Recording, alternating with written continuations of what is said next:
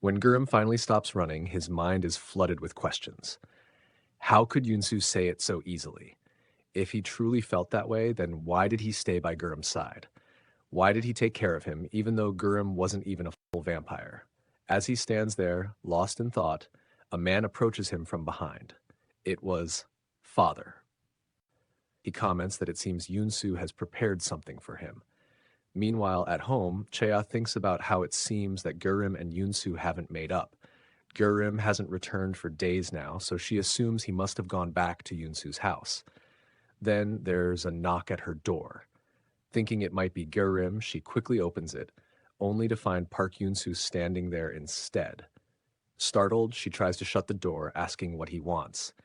But he holds it open and asks if Gurum has come back to her. Both of them quickly realize that Gurum is missing. Chea steps outside and asks if Yunsu has checked all the usual places. He nods, saying that he has. She then asks if he's looked at their old house, and again he confirms that he has. Yunsu hesitates for a moment before finally asking if she would come with him, since Gurum wouldn't listen to him. Given the situation, Chea agrees. She finds it strange to see Yunsu looking anxious, but she says nothing as they head to his old mansion. The grass outside is all burnt, but the house itself remains unchanged. Yunsu leads her inside. The air is thick with dust, making it difficult to see. Chaya glances around and comments that she doesn't think Gurum would come here, suggesting they leave.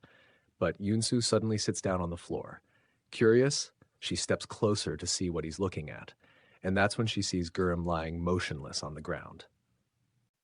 Chaya was shocked while Yunsu just sat there, slumped down.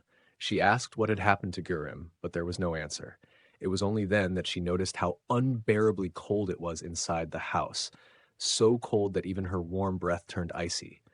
Gurum lay there like a lifeless doll. Then, in a whisper, Park Yunsu muttered, "Gurum isn't breathing." He picked him up and quietly moved past her. Chea, terrified, collapsed onto the floor. Overwhelmed, she decided she could no longer stay there and hurriedly left. Days passed and Yunsu still wasn't answering her calls. Worried, she wondered what had actually happened. Gurum is a vampire, she thought. How could he have died?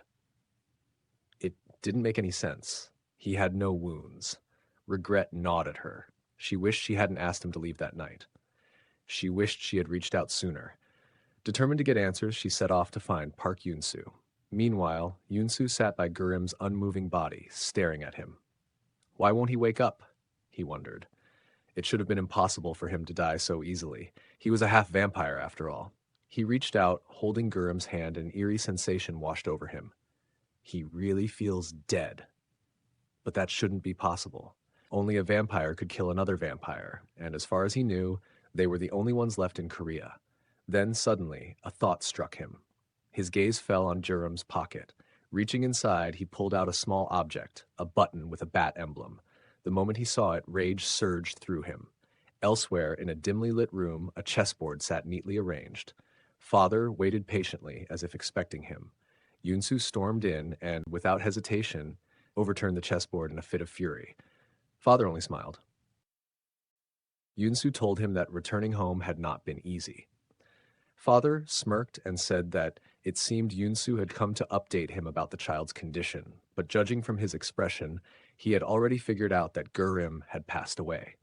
Yunsu asked if Gurum was really dead, and Father replied that it was all because Yunsu broke the rules. He then said, "Checkmate," before adding that Yunsu was the one who ended Gurum. Yunsu, overwhelmed with anger, attacked Father, shouting why he had to ruin everything around him. First, it was his mother, and now Gurum. He punched the ground in frustration, demanding to know why Father always took everything from him. Why did he have to do this to Gurum when it was he who had broken the rules?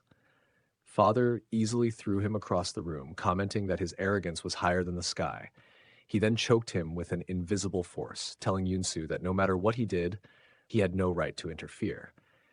The strength Yunsu possessed had been given to him by Father, so how dare he use it against him? He reminded Yunsu that the only reason he had survived all this time was because Father had pity on him. Meanwhile, Chaya entered Park Yunsu's house, searching for him. As she looked around, she saw Gurum lying on the bed. She sat beside him, thinking that surely Yunsu would find a way to save him. She eventually fell asleep, wondering when Yunsu would come back while he remained unconscious at father's place. Both of them woke up at the same time. Chea was shocked to see that Gurim was no longer on the bed. Just then, Yunsu teleported behind her. Taking in the empty space where Gurim had been, he muttered to himself, "How could I forget?" With a tear-streaked face, he said, "When vampires die, they disappear.